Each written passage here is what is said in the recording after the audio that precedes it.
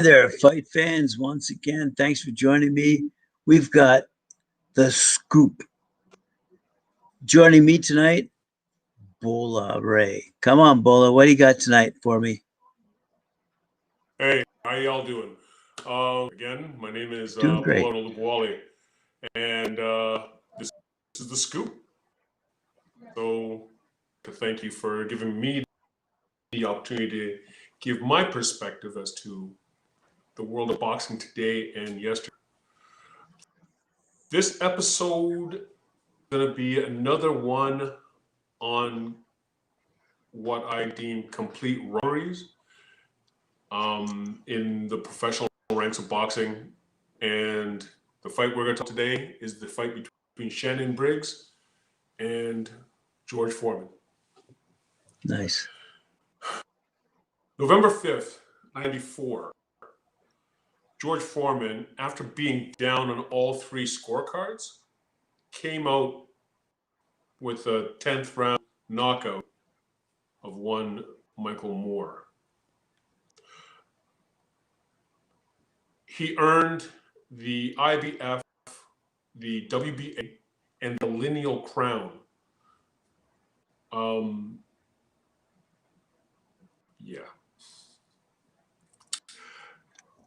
The last lineal champion, Riddick Bowe.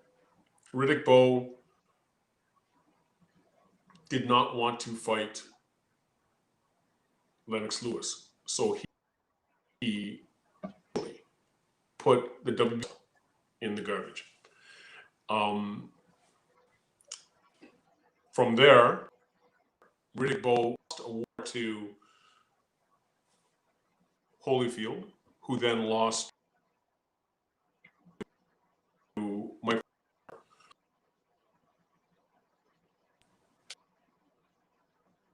Then lost both the IBF and the WBA and the lineal. Upon winning the collection of belts, the World Boxing Association, the WBA, made Tony Tucker George Foreman's mandatory challenge. George chose to travel to Germany and fight Alex Schultz instead. Because of that decision, he was stripped of his WBA title.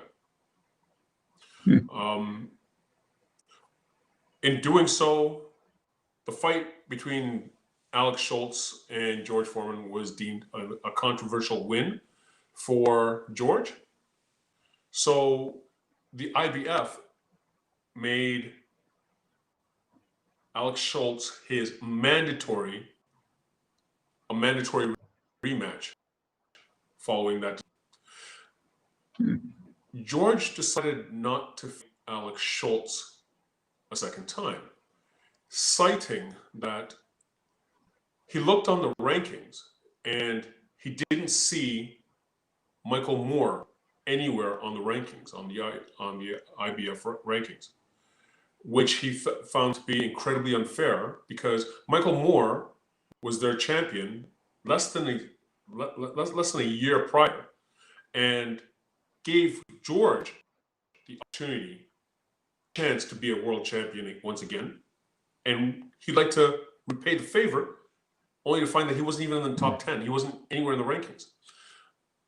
Not only that, Evander Holyfield and Riddick Bowe were not in the rankings.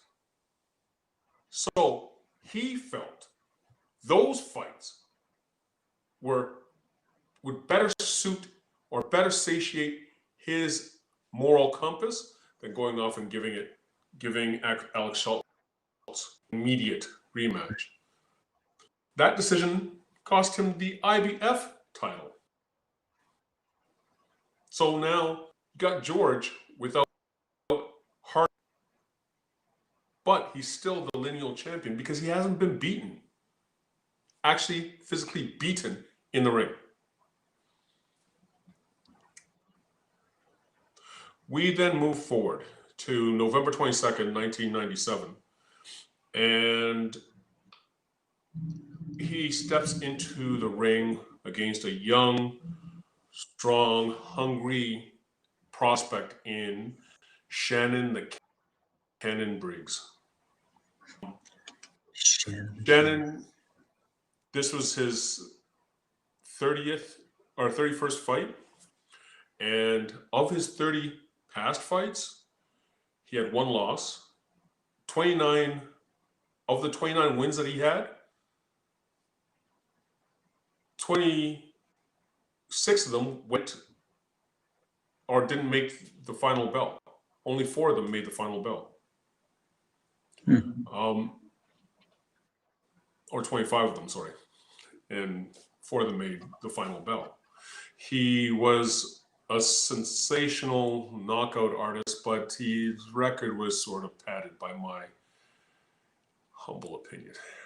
He hadn't fought anybody. He hadn't beaten anybody notable to earn the right to fight for that title, to fight for a world title. So that being said, he moves forward. The fight starts out with Shannon moving really well in the first round. George was doing George. He is strong. He is aggressive. He steps after you, chases you, pressure fighter, constant pressure. Even though from the outside looking in, you think he looks slow, but he happens to land quite a few punches at a high rate. So until you're actually standing in front of him, it's sort of difficult to actually pass judgment upon the speed with which he actually throws his punches and whatnot. The first round, Shannon did very well to maintain the range, kept him at bay with his jab, and won the round, at least on my scorecard. The second round was a different story. Shannon now was getting tagged at a much higher frequency than originally in the first round. Shannon, he stopped moving his feet as much, and like I said, George is like a locomotive with only forward direction movement. Was able to punish him. Landed quite a few impressive shots. This scenario went on for the next 3 rounds. At the end of the 5th round, CompuBox Stats had George throwing 177 punches and landing 108 of those punches, whereas Shannon threw more punches, in 3 more punches for that matter, 180 punches, but only landed 76 punches. So, sizable margin moving forward. In the 6th and 7th round, Shannon increased his punch output and his movement. Found a great deal of success. I felt that he won the next 2 rounds comfortably. 8th round, in the 7th round, you had George, actually the 6th and 7th round, George actually slowed down his action, slowed down his punch output. Still walking forward, but slowed down his punch output. In the 7th round, he only threw 21 punches, and somebody gave him a shake-up from the neck up in the corner going into the 8th round, and Big George came back like Big George does. In the 8th round alone, George threw 67 punches, landing 43 of them, whereas Shannon threw 36 punches, landing 15. This kind of pressure fighting was consistent for the rest of the remainder of the fight. I gave the rest of the rounds to Big George. Harold Lederman and I differed on the scoring of round 7 and round 11. But at the conclusion of the fight, we both had the exact same scores. So I had George winning this fight 116 to 112, which means that I had George win 8 of the 12 rounds, as did Harold Lederman. Now, the 3 judges that were supposedly at ringside must have been watching a completely different fight. Maybe even in a different venue. Because at the end of the day, their scores were 114, 114, 117, 113. So that's 9 rounds to 3 for Shannon. And 160 for Shannon, giving Shannon the majority win. It was nothing shy of shameful and sad.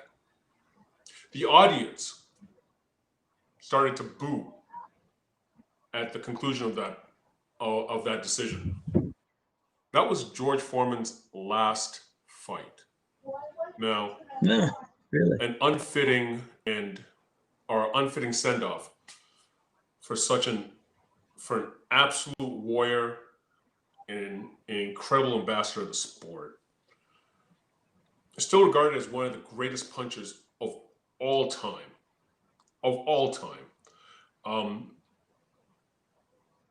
I would like to personally say thank you, sir, for your contribution to boxing history. May you enjoy your retirement.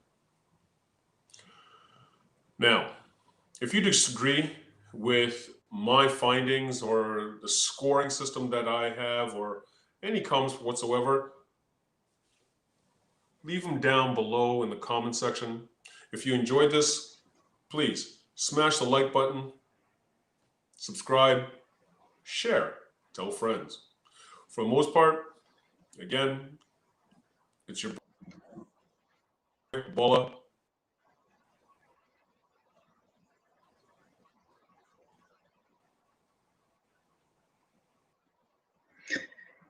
And I thank you very much for those comments, Ray. Thank you. And we'll see you tomorrow night. Fantastic.